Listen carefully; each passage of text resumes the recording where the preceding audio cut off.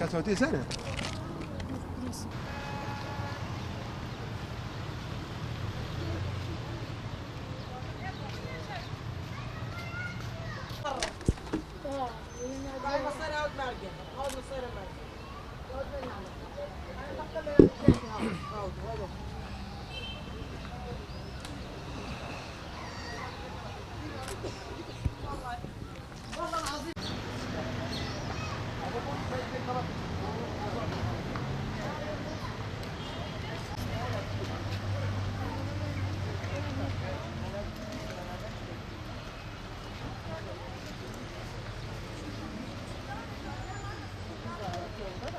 Annemin yanına geldim. Annemin daha bir yıl olmadı kaybedeli.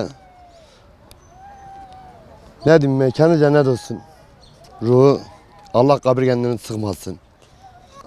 Duygusu söylenilecek gibi değil yani. Gerçekten duygusu söylenecek gibi değil yani. Dualar ettik. Allah kendini sıkmasın. Bugün Kurban Bayramı Arafa günü. İşte mezarlıkları ziyaret ediyoruz. Bütün mezarlıklarına Fatiha okuduk. İleride babam mezarlığı var. Oraya gidip bunda Fatiha'sı okuyacağız. Buna da Allah rahmet eylesin.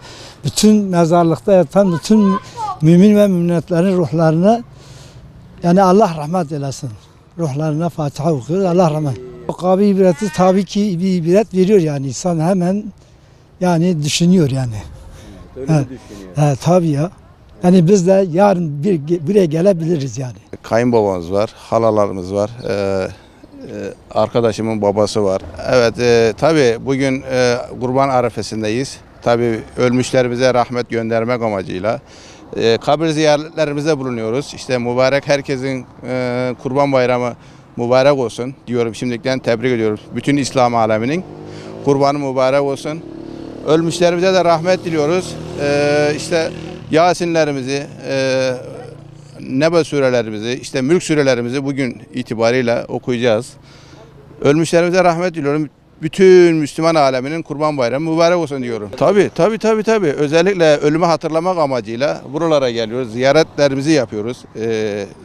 Mümkün mertebe olduğu müddetçe diğer günlerde de gelmeye çalışıyoruz.